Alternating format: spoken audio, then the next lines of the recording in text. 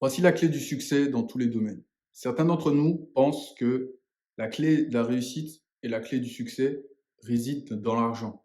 D'autres pensent que la clé du succès ou de la réussite réside dans l'éducation, dans ce qu'ils apportent à leurs enfants, dans l'avenir de leurs enfants, etc., etc. Et si je te disais qu'en fait, tout dépend de toi. Qu'est-ce que le succès pour toi réellement? C'est quoi le succès pour toi? Est-ce que le succès, c'est de réussir, d'avoir une Lamborghini, d'avoir une Ferrari, d'avoir 8 maisons? C'est quoi pour toi le succès? Une fois que tu as réussi à définir c'est quoi pour toi le succès, il se peut que tu enchaînes et que tu te demandes, ouais, mais si c'est ça pour moi le succès, qu'est-ce que je dois faire pour atteindre ce succès? Ok, donc je vais aller sur YouTube et je vais regarder qu'est-ce que c'est pour moi d'avoir ce succès. Une fois que tu te rends sur YouTube, tu arrives ici et tu tombes sur ma chaîne par exemple. Donc là, tu tombes sur ma chaîne et tu te dis, OK, lui, il m'apprend le succès, par exemple, sur le trading.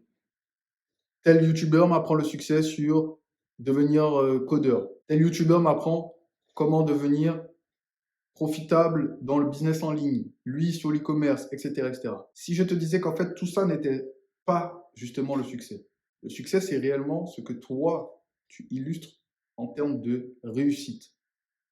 Il y a des piliers, bien entendu, de réussite, mais il y a aussi des piliers de schémas mentaux qui te permettent de penser que tu es successful, donc que tu réussis dans ce que tu fais. Certaines personnes sont successful pardon, dans le sport. D'autres sont successful dans leur carrière, donc qui n'est pas sportive, qui est simplement une carrière de médecine, une carrière d'artiste, une carrière de musicien. Cette image de réussite ne doit pas être liée à l'argent. Ok? L'argent viendra dans tous les cas à qui réussit réellement. Je répète, l'argent viendra réellement à qui réussit pour ce qu'il fait. Plus tu vas exceller, plus l'argent va venir à toi pour t'offrir plus de ce que tu fais. Puisque effectivement, quand l'argent vient en abondance, tu as plus de temps pour te dédier à ce que tu aimes faire. Et c'est là que être successful prend tout son sens. Puisque plus tu vas être assidu sur ce que tu aimes faire, plus tu vas avoir de l'argent, plus l'argent va révéler en schéma décuplé ce que tu es réellement. Ça va sous son sens, n'est-ce pas? Donc à partir de là, qu'est-ce que tu dois faire toi réellement pour réussir? Et ça va de pair pour tous les domaines. Je sais que je parle énormément de trading sur ma chaîne, mais il faut comprendre que c'est dans tous les domaines. Et ça me vient d'un mentor que j'ai regardé sur YouTube. Dans tous les domaines, c'est pareil. Une fois que tu as choisi dans quoi tu veux réussir et que tu as décidé d'être successful dans cette chose, ce domaine, cette capacité, cette compétence, cette chose précise qui pour toi mérite d'être successful là-dedans. Une fois que tu as décidé ça, il faut que tu refuses de façon très lucide tout ce qu'il y a autour. Qu'est-ce que ça implémente réellement dans ta vie de refuser tout ce qu'il y a autour? Eh bien, imaginons que tu te lances dans l'e-commerce et demain, un gars vient et il te dit, ouais, moi j'ai réussi dans, je sais pas moi, faire du codage. Ok? Tu peux coder, gagner de l'argent beaucoup plus facilement, tu n'as pas besoin de lancer de boutique, etc., etc., etc. À partir de ce moment-là, tu te dis, ouais, mais vu que moi je veux de l'argent, c'est beaucoup plus facile en fait, d'aller faire du codage. Une fois que tu te lances dans le codage, de petit à petit, ta compétence et tes connaissances deviennent de plus en plus obsolètes dans l'e-commerce. Mais au fond de toi, tu te sens mal. Tu te sens mal parce que ce n'est pas ce que tu voulais en fait. Ce n'est pas réellement la chose que tu voulais atteindre. C'est-à-dire, devenir codeur, ce n'est pas réellement ce que tu voulais. Au fond de toi, tu voulais de l'argent. Et c'est là où justement tu dois changer ce que tu penses, puisque au final, tout est fait pour faire de l'argent. Tu vas au travail pour gagner de l'argent. Donc même les gens qui te disent oui, mais l'argent, c'est pas important, ils vont quand même au travail pour en gagner. Ils vont te dire oui, mais c'est pour payer mes factures. Et c'est là où vient le non-sens. Si l'argent n'est pas important, pourquoi alors doit-on payer des factures avec de l'argent? Il ne faut pas ni minimiser les choses. L'argent a son importance. Et dans cette importance, toi, tu dois comprendre que ton succès vient en premier. Si ton succès est basé sur le trading, tu dois te baser sur le trading uniquement. Un de tes amis peut devenir riche avec le e-commerce. Tu dois redoubler d'efforts alors. Il faut devenir riche avec le trading. Maîtriser ton art du trading, maîtriser ton art d'e-commerce, maîtriser ton art de codage, maîtriser ton art de musicien. Peu importe ce que tu as choisi, puisque la question revient toujours à soi. Qu'est-ce qu'on fait nous par rapport à ce qu'on veut nous? Comment je le ressens moi? Et ça vient de nos schémas de pensée qui viennent de notre enfance. Comment tu vivais ton enfance? Qu'est-ce que tu as eu à certains Noëls par rapport à tes amis? Comment tes amis s'habillaient à certains événements par rapport à toi? Comment tes amis parlaient de leurs vacances quand toi tu n'y allais pas, par exemple? Toutes ces choses ont créé des schémas en toi que tu dois améliorer, d'autres qui peuvent te servir de force et d'autres qui vont te servir forcément de faiblesse.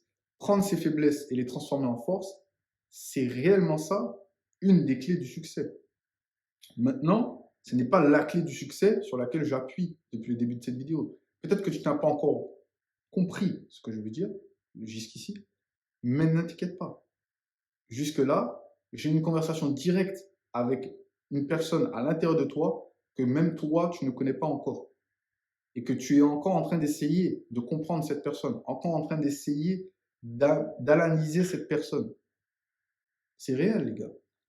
Je vais te donner un exemple pour que tu comprennes ce que je veux dire. Plusieurs personnes t'ont peut-être déjà dit, tu peux compter sur moi, il n'y a pas de problème, franchement, je suis là pour toi, etc.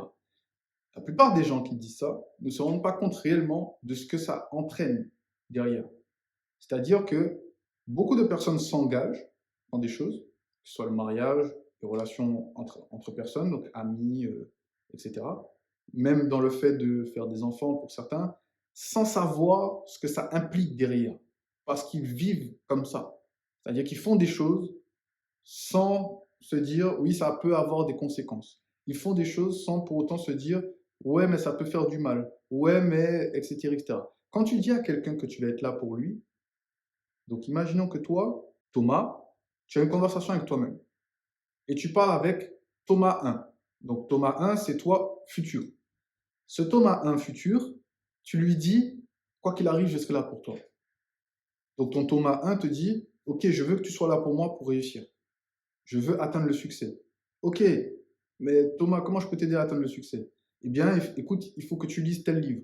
Il faut que tu te réveilles à telle heure. Il faut que tu ailles courir.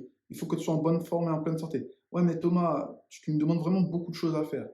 Oui, mais écoute, moi, je suis Thomas 1. Je veux que tu réussisses, ce qui me permettra de devenir le vrai Thomas. Tu vois où je veux en venir? De la même manière où ton pote va te dire qu'il est là pour toi au cas où, il ne se rend pas compte en fait de ce que ça implique derrière. Parce que des fois, tu vas l'appeler et il ne sera pas dans sa meilleure journée et il va te dire non, je ne peux pas. Et toi, tu vas le prendre personnellement et te dire ouais, mais en fait, il avait dit qu'il est là pour moi, mais il n'est pas là pour moi. Et c'est pareil avec toi-même. Combien de fois tu t'es déjà dit je vais être là pour moi? Tu ne te le dis pas comme ça, forcément. Tu te dis juste je vais faire ça. Je vais backtester, par exemple. Je vais backtester tant de temps. Je vais chercher des nouveaux produits en e-commerce. Je vais coder, je ne sais pas moi, 100 pages. Je ne sais pas du tout comment ça marche, mais voilà, on va dire ce qui est. Tu te lances dans un projet et en fait, tu ne regardes pas tout ce que ça implique derrière. Et le fait de ne pas regarder ce que ça implique, ça te mène en fait à t'engager sur rien. Tu te bases sur rien. Tu dis juste, oui, je fais. Et c'est là que vient la clé importante. Pourquoi on fait ça? Parce qu'on ne sait pas dans quoi on s'engage tant qu'on n'y est pas réellement engagé. Et pour pouvoir réellement s'engager à quelque chose et savoir ce que ça entraîne, donc ce que ça implique, il faut pouvoir se concentrer sur une chose à la fois. Donc, je sais que tu l'as forcément déjà entendu si tu regardes beaucoup de vidéos d'entrepreneurs ou de mecs à business. Le cerveau ne peut se concentrer que sur une à deux choses à la fois. Donc, ce qui fait que si tu as un projet, par exemple, de devenir trader, et qu'en même temps, tu es sportif, et qu'en même temps, tu as une famille à t'occuper, et en même temps, tu as ta petite amie, et en même temps, tu as, je ne sais pas, quel autre projet de lancer une start-up, etc. C'est pas possible. Pas possible. Ton attention et ta concentration, mais aussi toute ton énergie, elle va dans tous les sens. Le flow doit venir d'un tunnel précis. Je te donne un exemple concret pour que tu puisses comprendre. J'ai créé une chaîne YouTube liée à ce que je fais, donc le trading. Moi, je fais du trading. Et du coup, j'ai créé une chaîne YouTube par rapport au trading, pour parler du trading, créer une communauté autour du trading, discuter avec des gens autour du trading. Trading, trading, trading, trading, trading, trading. Certes, YouTube demande des compétences et des connaissances que je n'ai pas encore ou que je ne maîtrise pas encore, mais pour l'instant, étant donné que je suis au début de mon aventure, avec YouTube par exemple, ben, je fais ce que je peux. Je ne me concentre pas réellement sur les tenants et les aboutissants de certains résultats. Tout ce qui concerne le trading, je suis à fond dedans. Tu vois? Donc c'est là où, justement, il n'y a que deux choses. Mais ces deux choses sont liées. Tu comprends? Maintenant, il y a des choses qui sont essentielles dans ton focus. C'est-à-dire que si tu veux apprendre le trading, forcément, il faudra que tu lises certains livres de trading. C'est normal. Normal. Là où je veux en venir, simplement le fait de choisir une thématique. Une fois que tu as choisi cette thématique implique déjà des choses. OK? Donc, quand tu es, par exemple, youtubeur, il faut savoir parler devant la caméra. Il faut savoir bien positionner les lumières. Il faut savoir bien jouer avec le son. Il faut savoir aussi comment attirer l'attention des gens. Il faut savoir comment bien s'exprimer pour que du début à la fin de la vidéo, la personne puisse avoir la clé et la réussite de ce que tu voulais lui expliquer. Donc, il y a un début et une fin. Et dans tout ça, il y a plein d'autres choses. Le montage, les partenariats, les descriptions, les tags, enfin, il y a plein de petites choses. Et dans le trading, c'est pareil. Il y a plein de choses à prendre en considération. Si tu prends 5 projets et que tu essayes d'être meilleur dans les 5 projets, un mec qui en a pris qu'un seul et qui se focus que sur un seul, il sera meilleur que toi. Maintenant, il y a une chose, c'est que dans tout ça, beaucoup d'entre nous, même moi, ça m'est arrivé, on oublie que on a aussi le travail. Et le fait d'avoir le travail n'est pas quelque chose sur lequel on se concentre, à proprement dit. Mais quand on va au travail, on est concentré qu'à faire le travail, pour certains d'entre nous. Donc quand tu es concentré qu'à faire ce travail, et qu'ensuite tu sors de chez toi, il y a un moment où tu dois avoir une coupure mentale pour justement pouvoir te reconcentrer sur quelque chose. Et ce temps fait que beaucoup ont du mal à faire ce switch.